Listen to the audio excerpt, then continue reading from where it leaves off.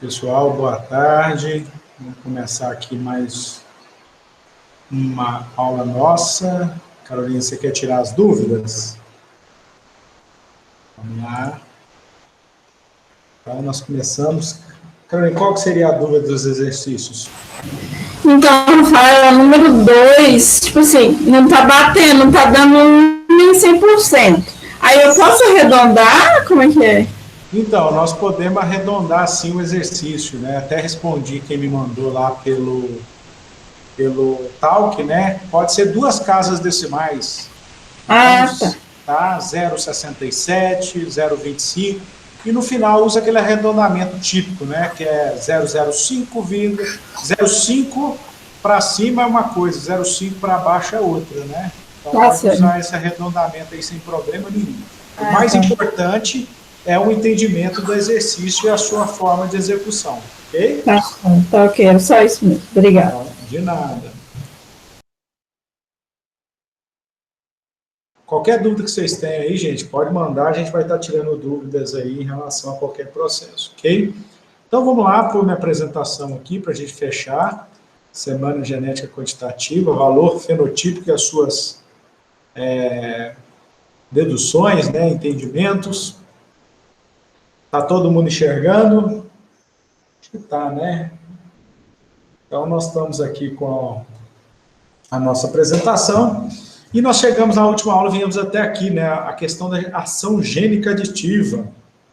Né, nós temos a ação gênica aditiva, que é devido ao valor do indivíduo lá, a gente vai estar trabalhando o conceito, né, é aquela em que cada gene que constitui o genótipo, né, em relação a qualquer característica, vai ter um valor no acréscimo do valor fenotípico, ou seja, a soma dos efeitos dos genes que vai provocar uma mudança no valor fenotípico do indivíduo.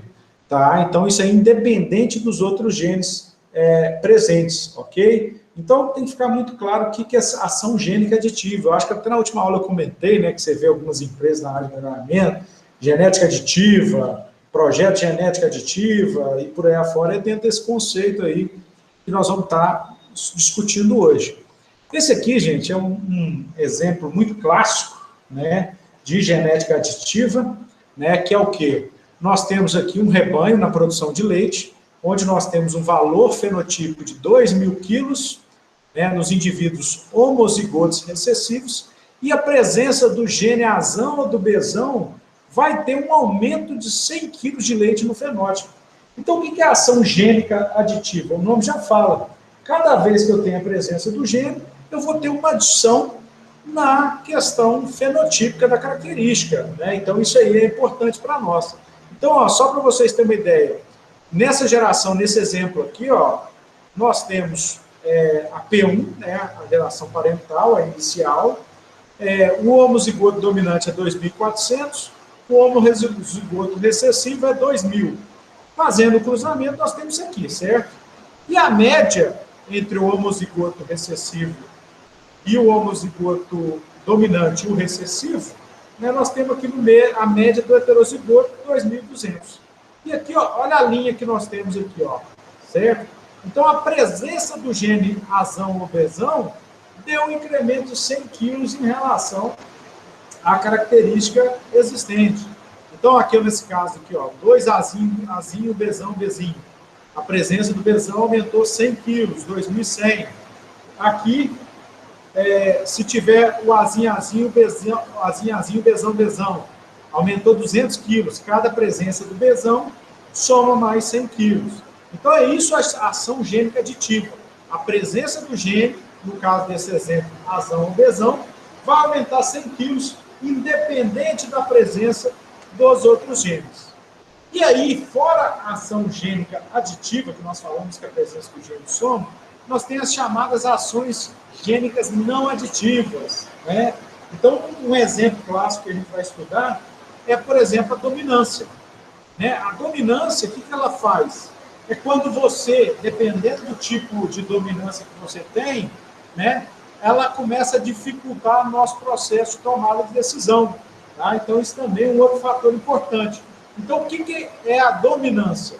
É a interação entre alelos situados no mesmo loco. Ou seja, na mesma região, você tem os alelos lá, e eles vão começar a ter uma interação entre eles. E isso muitas vezes vai confundir o resultado, ou seja, um gene sozinho vai interferir no outro e vice-versa, né? Exemplo aqui, ó, cor de pelagem na raça holandesa. Tanto o homozigoto dominante quanto o heterozigoto vai dar a pelagem preta. Se eu pegar o homozigoto recessivo, vai ser a vermelha, ou seja, existe aqui uma ação de dominância, ou seja, tanto a presença do gene azão aqui, ó, já vai caracterizar a cor de pelagem. Então, essa chamada ação não aditiva, no caso, a dominância.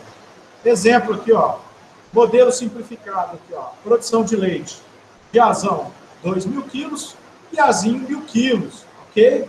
Então, nós vamos ter aqui os possíveis genótipos, né? Os genes, o azão é 2.000 quilos, azinho, 1.000 quilos, e aí nós vamos fazendo essa descrição conforme o genótipo e a presença do gene. Ou seja, por que aqui é dominância completa?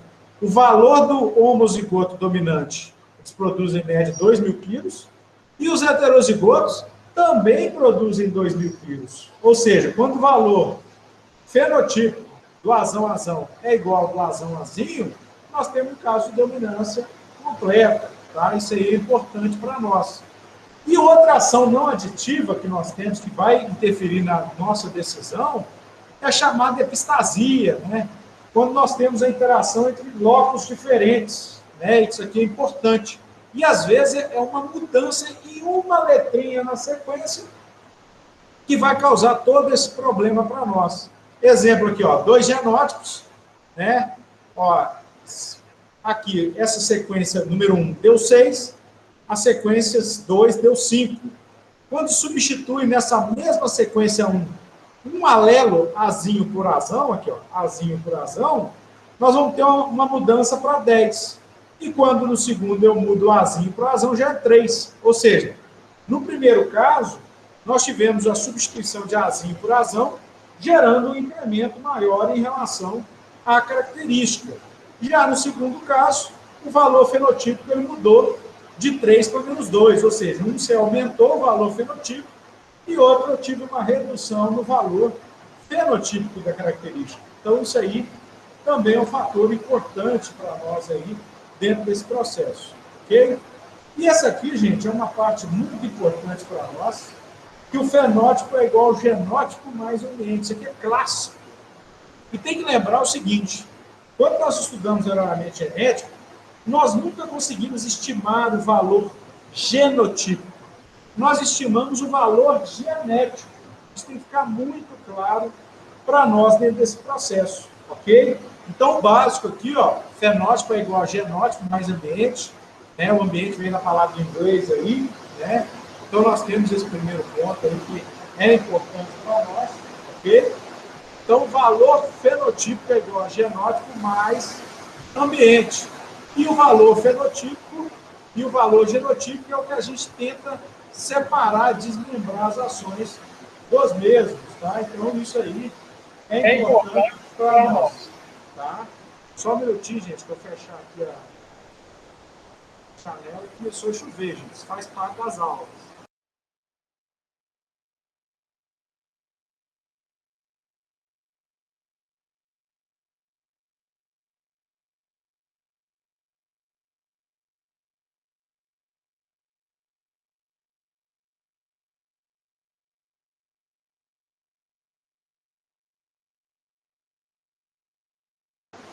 Voltamos aqui, gente. Então, vou minha apresentação aqui novamente. Então, gente, valor fenotípico é igual a genótipo mais ambiente. E nós vamos fazer o quê? A separação desses valores, tá? Ele vai ser importante para nós. Primeira coisa, quando nós temos um bloco só, né? Um bloco, nós temos duas ações ali.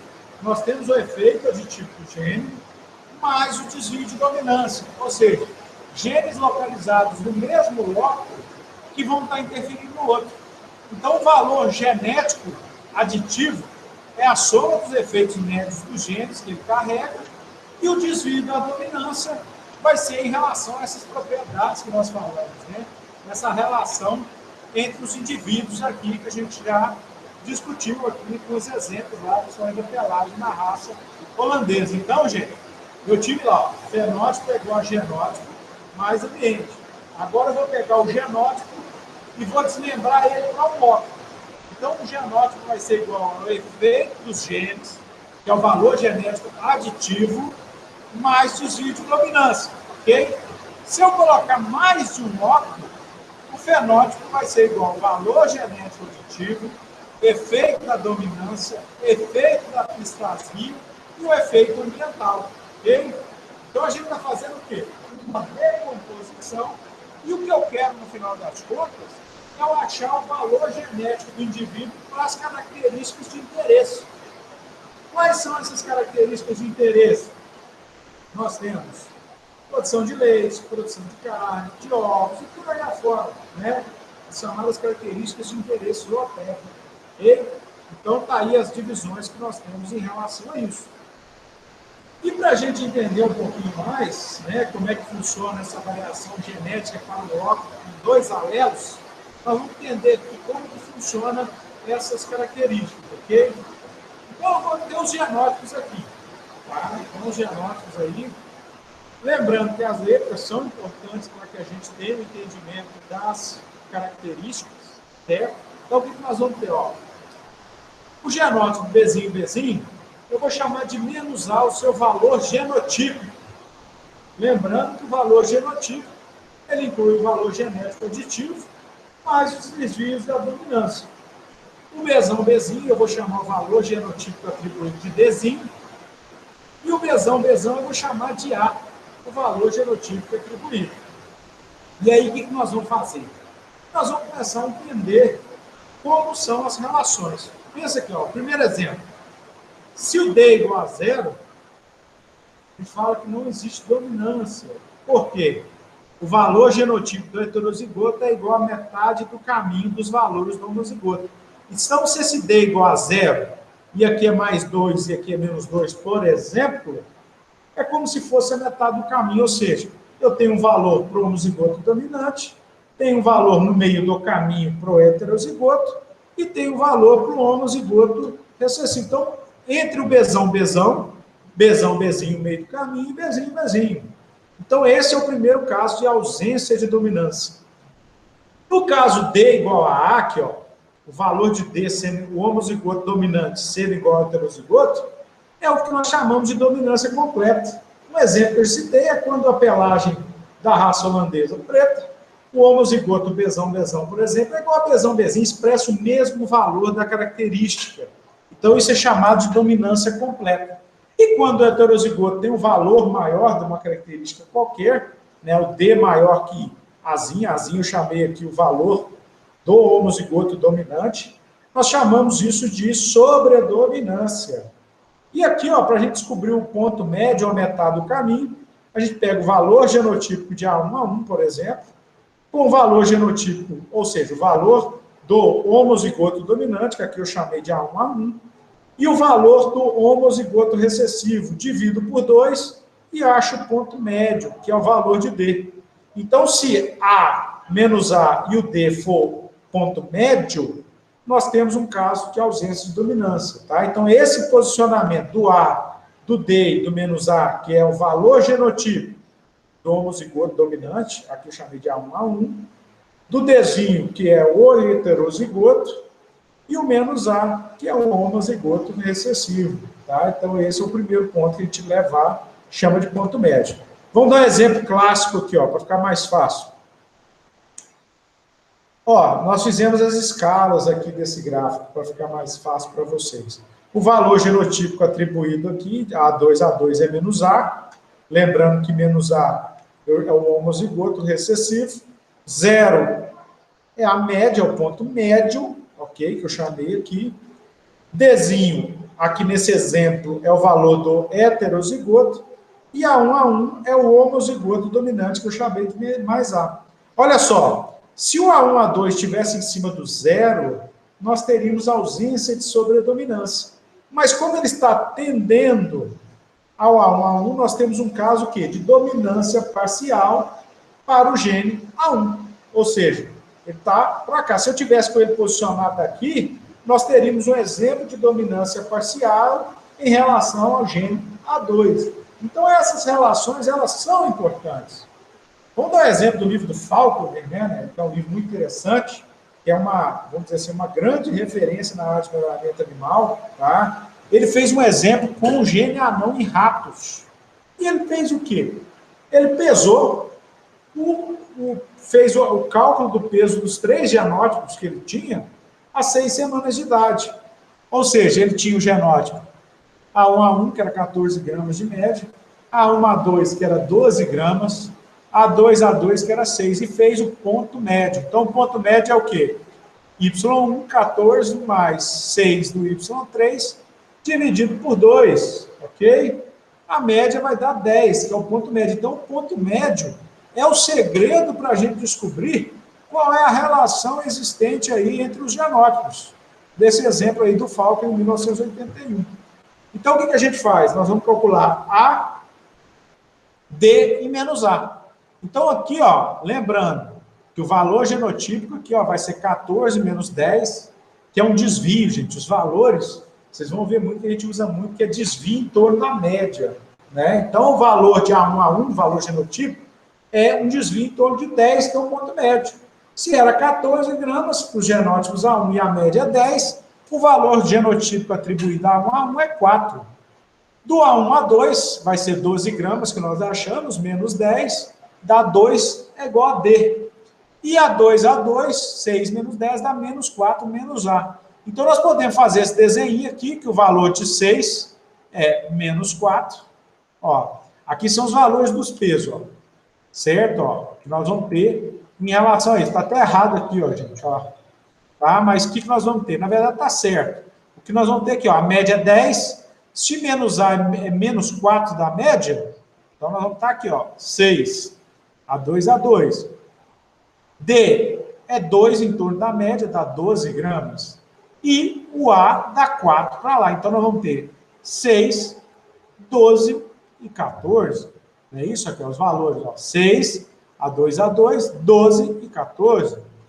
E aí, nós vamos posicionar aqui, ó, menos A deu menos 4, desvio em torno da média, do ponto médio.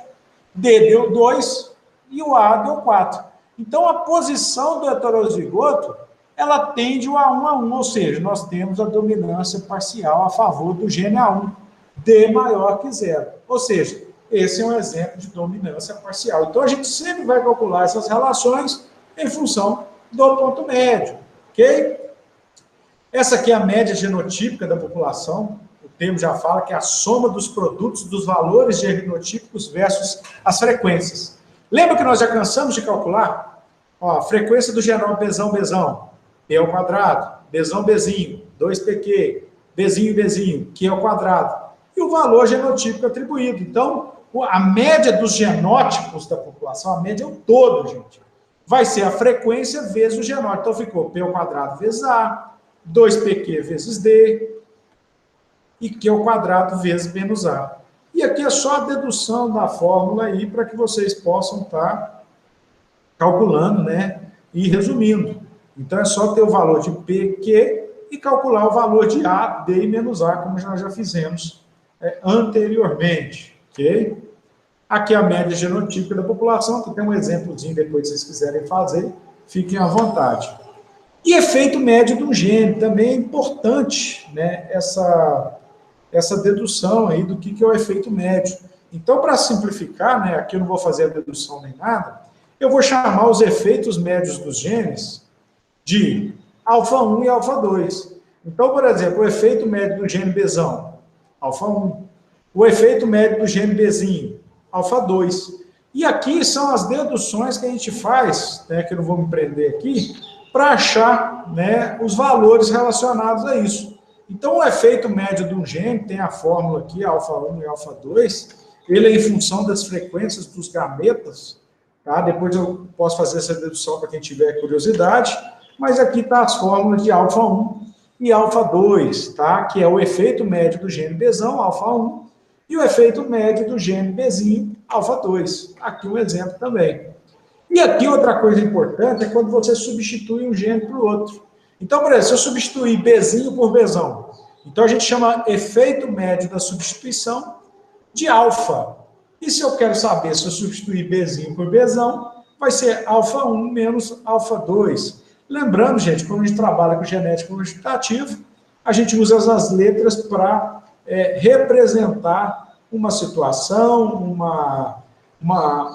vamos dizer assim, um processo, tá? Isso é importante para nós.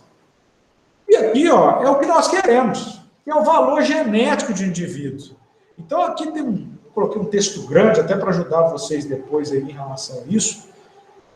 Ó, o tema, ó, se um indivíduo for acasalado com um grande número de fêmeas, tomados ao acaso, ou seja, acasalamento ao acaso, o seu valor genético será 2 vezes a diferença média de sua progênie em relação à média da população.